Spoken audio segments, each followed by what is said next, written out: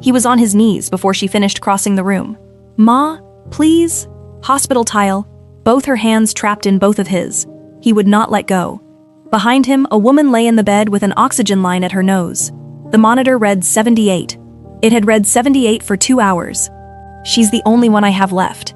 The woman in red did not sit down. Her bag stayed on her shoulder. In the doorway, a doctor and 2 nurses stopped walking and did not come in. "I don't know your mother." "I know. I don't know you." "I know that too." His grip tightened, dirt on his knuckles. Dirt through both knees of his jeans. "Then what are you asking me for?" He said it fast, before the courage went.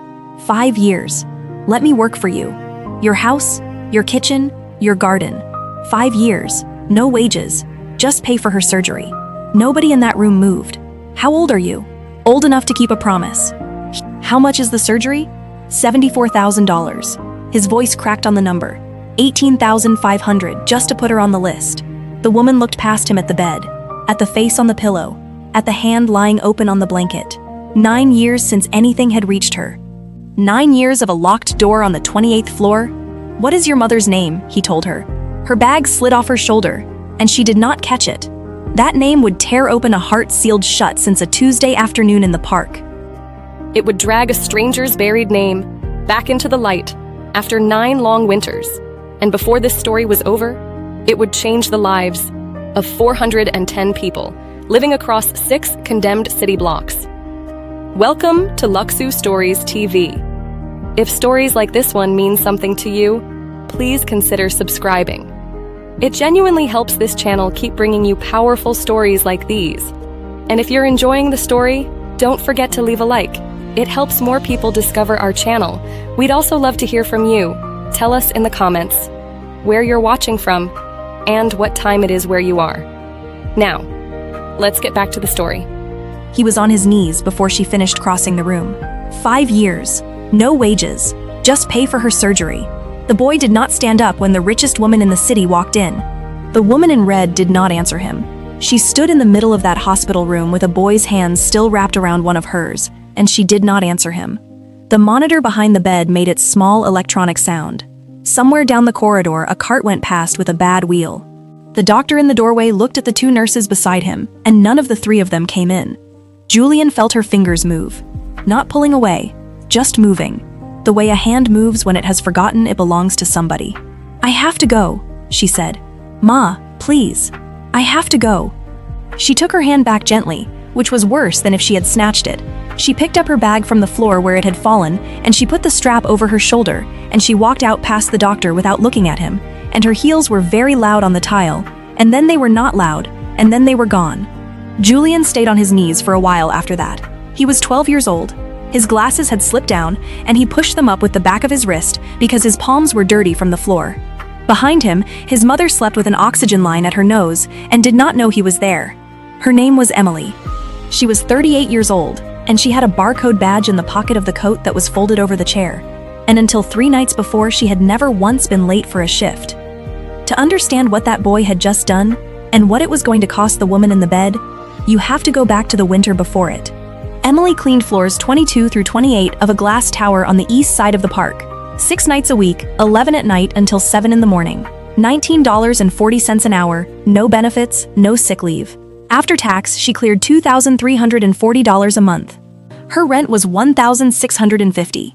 That left her $690 for a year of everything else. And the everything else included her son's inhaler, which cost $84 with the discount card and $312 without it. And the discount card expired in April. She had $211 in a credit union account. Her phone was 2 months behind. Every Friday, on the walk home, she stopped at the counter on the corner of her block and bought 1 warm pastry in a paper bag. And she had done it since Julian was 4 years old. He was 12 now, and he had told her twice to stop. She had not stopped. That paper bag sat beside his backpack on the folding table every Friday morning of his life, and it was the only thing in that apartment that had never once been late either. The apartment was on the west side of the park, in a 6-block corridor of pre-war walk-ups with chipped yellow paint in the stairwells. The park was the only ground in the city where the people who cleaned the towers and the people who owned them stood on the same grass. Julian crossed that grass every morning on a diagonal path to a magnet school on the money side, where he was the scholarship kid, and where he told nobody where he slept. On the coldest morning of that winter, Emily walked him as far as the wrought iron gate. 3 boys were standing at the rail. One of them looked at Julian's coat and said, loudly, that his brother had donated a coat exactly like that to the church bin in October. He was not even cruel about it. That was the part that stayed with her. He said it the way you would identify a bird. Emily was close enough to hear it. She did not move. She stood on the frozen path with her breath going up in front of her face, and she let it happen. Because a mother who crosses a schoolyard makes a thing permanent, and a thing ignored is a thing that dies by Thursday. Julian's hand tightened on the gate rail. His glasses fogged. He went in. Afterward, walking back alone, she thought about the rule she had never explained to him. We do not take what is not ours, not even when nobody is looking, especially when nobody is looking. She had never told him where that rule came from. 4 years earlier, in a different tower, she had found a folder left open on a conference table at 4 a.m, full of things that were not meant for the cleaning crew and were plainly worth money to the right person. A man on the floor below had already offered her cash for exactly that kind of paper. She had carried the folder to the lobby desk and signed it in. Nobody thanked her. 2 weeks later, the whole crew was cut, and she was cut with it. Because a supervisor had noticed she was the sort who reported things, and a woman who reports things is a woman who will one day report you. That was what she had learned. That honesty is not rewarded, is frequently punished, and is still the only thing a person can own outright. That evening, Julian met her at the door with his coat already off and said one sentence to her, and he said it like a contract. One day, you're going to walk into that building through the front door, and I'm going to be the one who signs you in. The tower at 2 a.m. was the quietest place she knew. One bank of lights on the 24th floor, the city burning cold beyond the glass, her cart in the aisle and the small wheels ticking over the carpet joins. She knew that building better than the people who ran it. She knew which executive was being pushed out before the Human Resources Department did, because she emptied the wastebaskets. She had never once used any of it. On the 28th floor, there was a door she did not have a key for. Every other room on that floor opened to her. That one did not. It was the east corner. Cold air came under the sill even in summer, and there was a strip of gray window light on the carpet beneath it, and dust in that strip that had been turning in the same place for 9 years. The company paid to heat that room. Nobody entered it. She had never asked why. Asking was not on her badge. What was on her badge was printed on the reverse, in small letters, and it said that contract staff shall not initiate contact with building principals, tenants, or their families, and that violation was grounds for immediate termination without notice and without appeal. The woman who enforced that rule was named Shiley, 45, steel-rimmed glasses, a maroon blazer, a lanyard with 3 keycards on it. She ran facilities and staffing, which meant she existed, so that the people upstairs would never have to learn a cleaner's name. She had come up out of the same 6 blocks Emily lived on, and she had got out by being the one who never crossed a line. At 3 a.m, Shiley ran a badge audit and found Emily's log clean, and Emily watched her face when she found it clean, and understood that clean was not what the woman had wanted. Emily also had a habit. She took the stairs from 24 to 28 instead of the elevator, because the elevator logged floors and she preferred to leave nothing behind her anywhere. Remember the stairs. They will be read back to her later, by someone who will make them mean the opposite of what they meant. At 4 a.m. that same week, she found a folio left open on a conference table. She read exactly enough of it to understand that it was a redevelopment schedule and that her own building was named in it, and her own block, and the 6 blocks around it. Then she closed it. She carried it down to the lobby and she signed it in at 4:12, and she told nobody.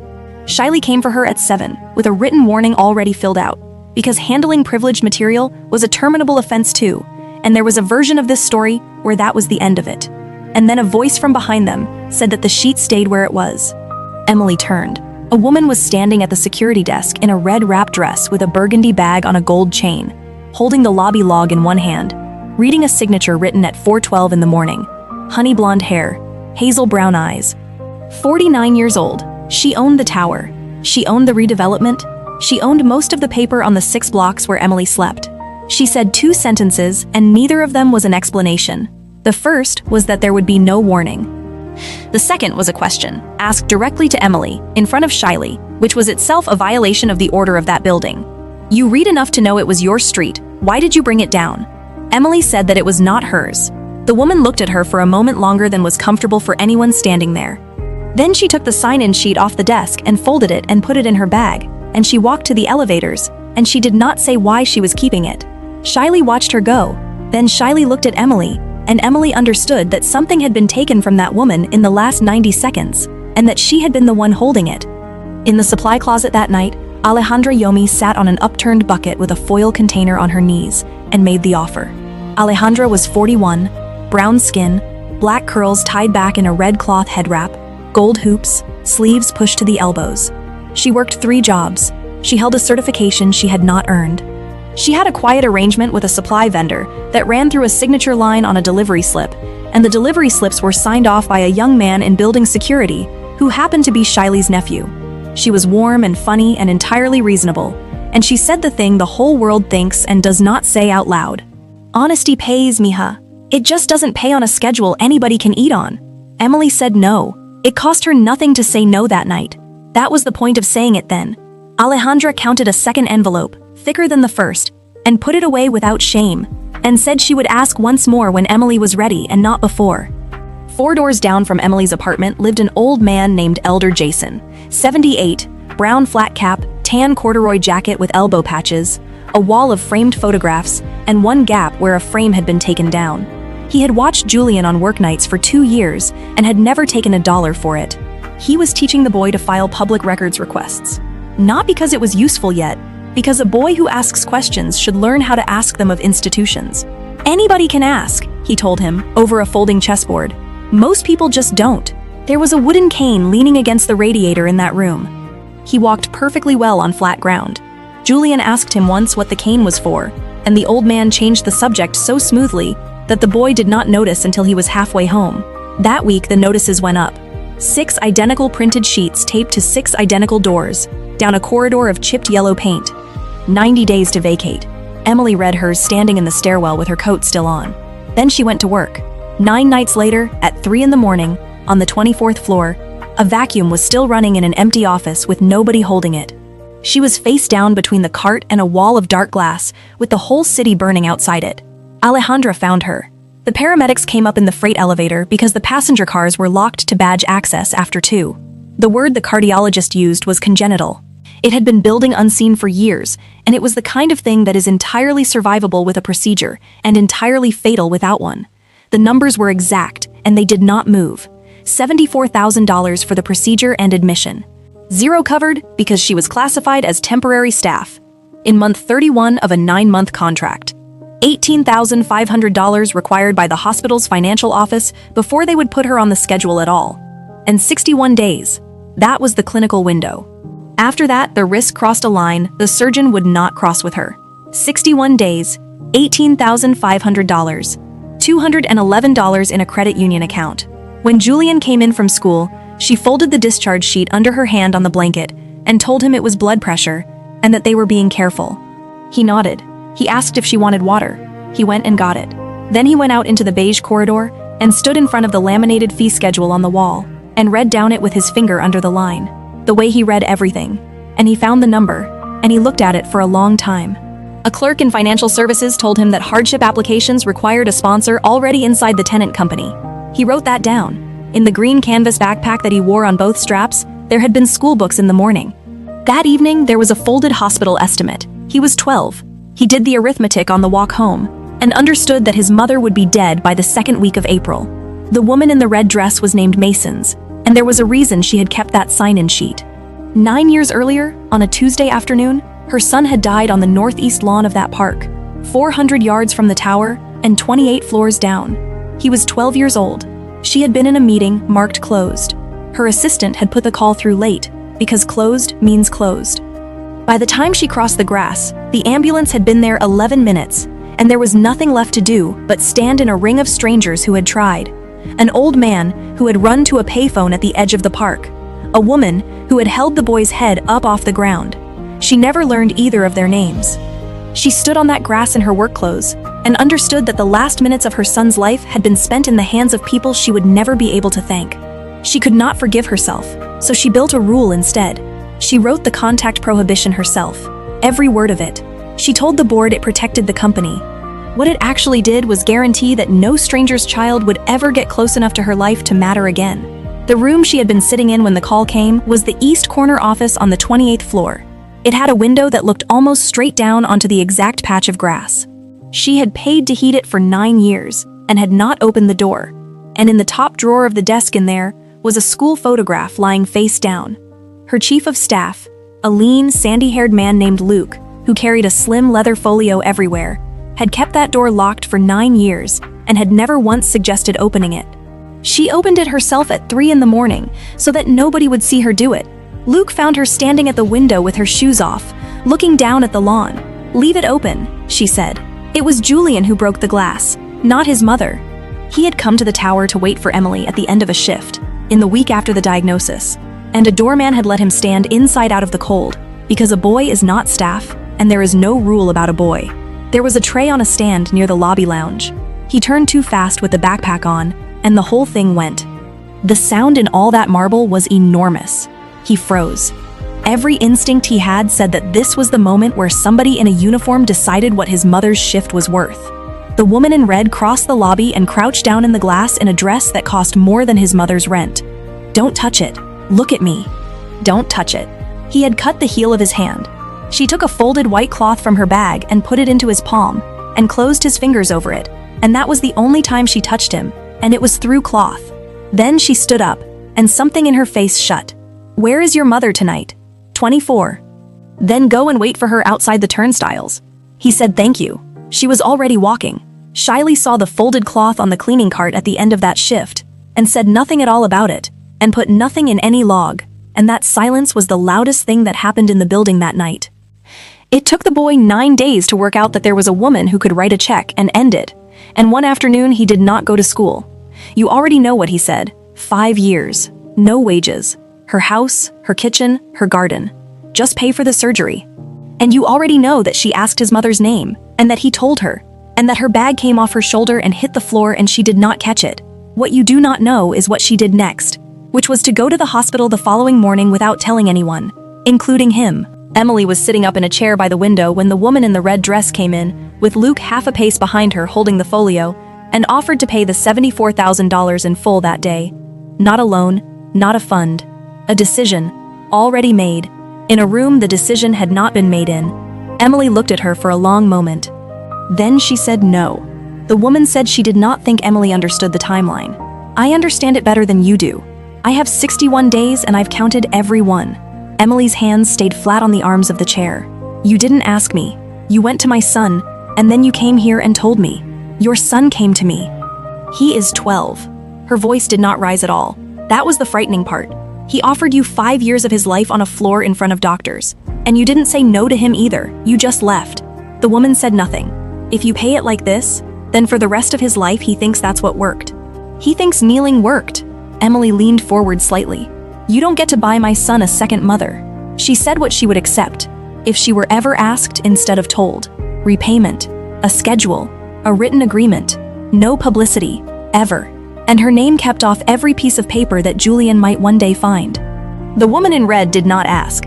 She stood up and thanked her for her time and left. That night she told Luke to route the $18,500 through a hospital hardship fund with the payer field blank, and to route it so that Emily would never have to thank anybody. Luke said that anything routed could be traced by anyone who knew how to ask. She said that nobody ever asks. The staff briefing room held 40 contract workers in navy coveralls and a screen that had not been switched on yet. Shiley switched it on. Understand what she had lost, because the story does not work if you think she was simply cruel.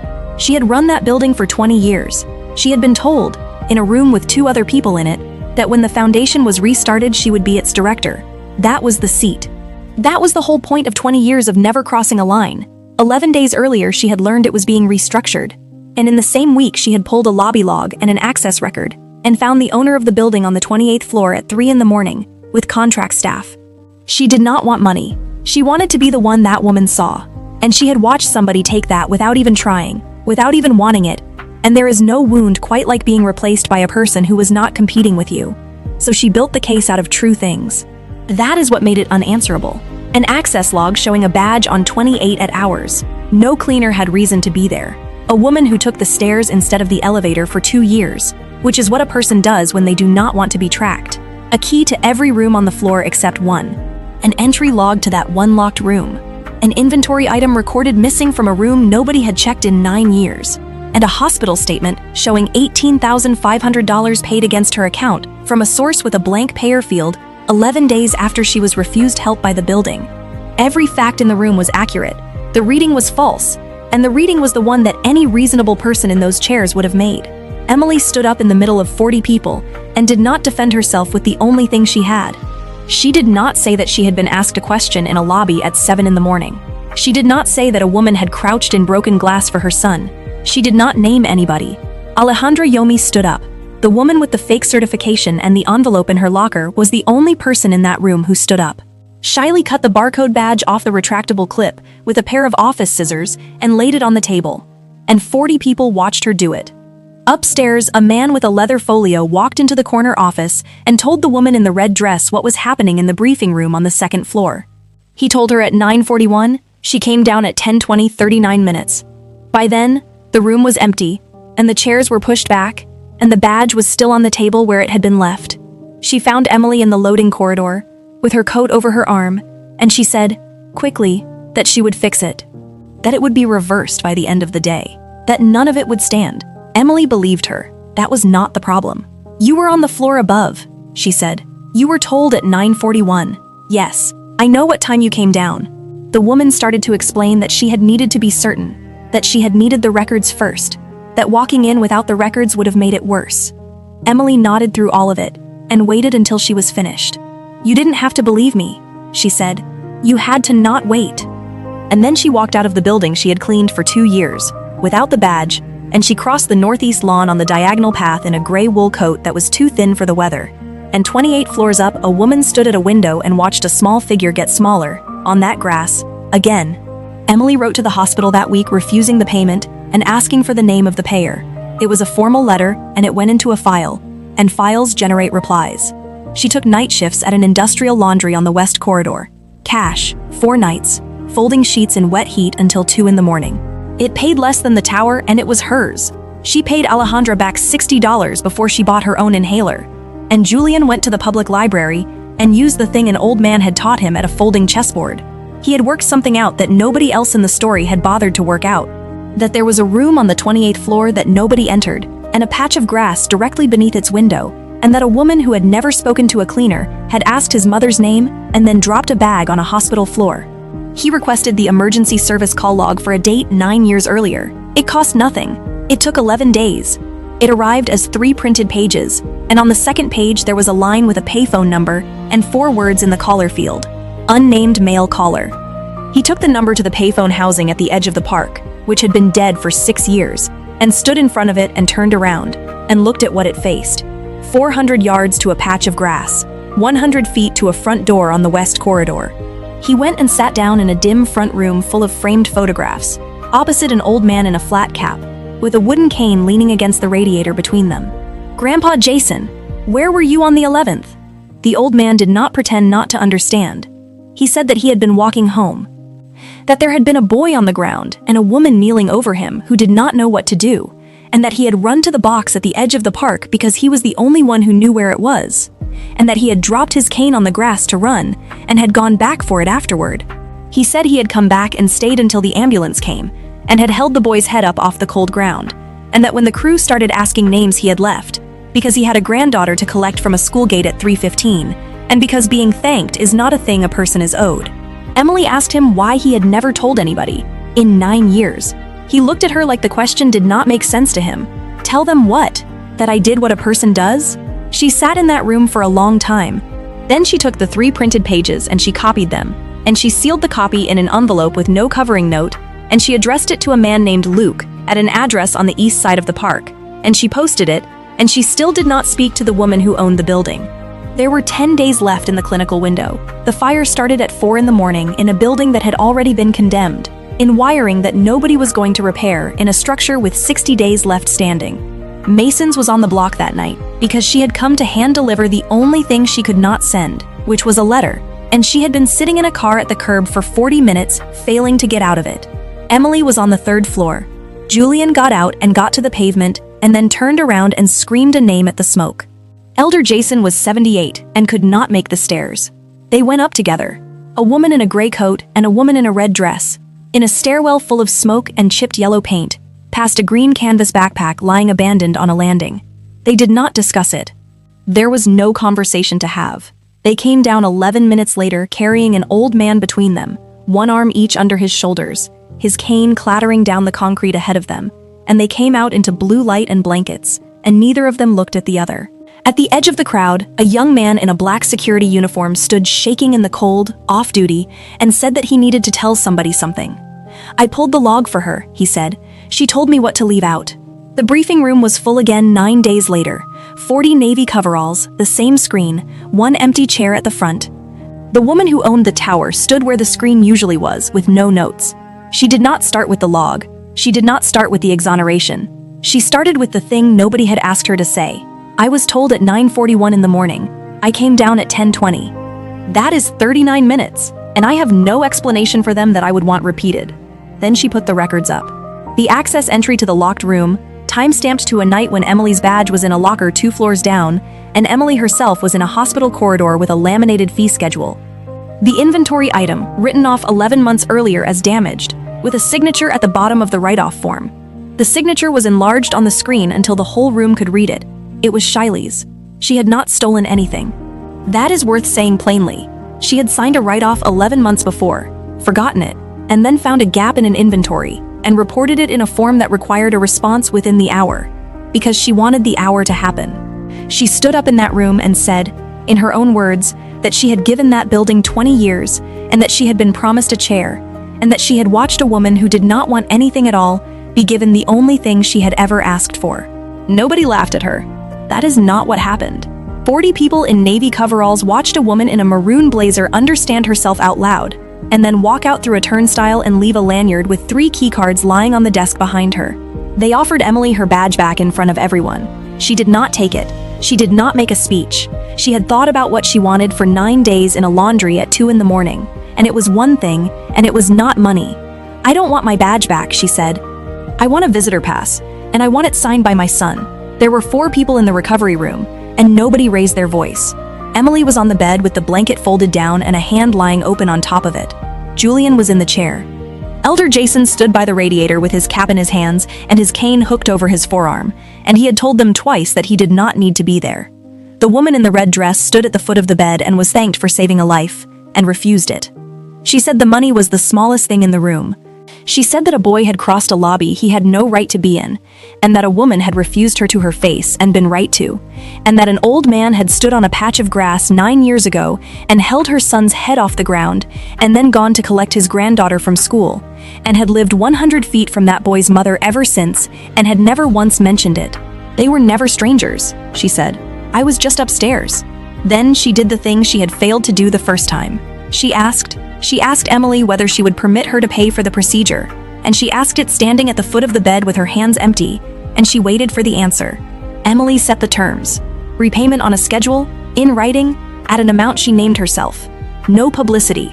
Her name off every document. And the West Corridor rebuilt with the tenants still in it, all 410 of them, with the leases guaranteed in advance and in law. Every term was accepted. Julian asked her afterward, in the corridor, why she had said yes this time when she had said no before, and whether it was because it was more money now, or because there was less time. "No," his mother said, because she stood up in front of 40 people and said the 39 minutes out loud before anybody made her. The surgery took 5 hours. It was successful, and it was, in the end, the least interesting thing that happened in that building. 6 weeks later, a woman in a gray wool coat walked into a glass tower on the east side of the park through the front doors, past the turnstiles, in daylight, as a guest. At the desk, her son turned the visitor log around and wrote her name on the signature line in careful 12-year-old handwriting, and pushed it back, and a badge printed out with a photograph on it that was not a barcode. Upstairs, on the 28th floor, the east corner office stood open and men were carrying chairs into it, and a school photograph was standing upright on the desk in a frame, facing the room. And from the window of that office, in cold morning light, you could see the northeast lawn. You could see the single bare tree at the left, and the hard rectangle of reflected glass lying across the grass, and the diagonal path crossing the open slope. There was a boy on that path in a navy sweater with a green backpack on both straps, walking left to right, small in all that space. He was not alone in the frame this time. An old man in a brown flat cap had come in from the right with a wooden cane, and was walking out onto the grass to meet him, slowly, taking his time. And the woman standing at that window watched every step of it and did not turn away. And for the first time in 9 years, there was nothing on that lawn she could not look at. A person's worth was never in the door they came through. If this story reached you, a like helps it find the next person. And subscribing to Lushu Stories TV keeps stories like this one being made. Tell us in the comments where in the world you are watching from and what time it is where you are.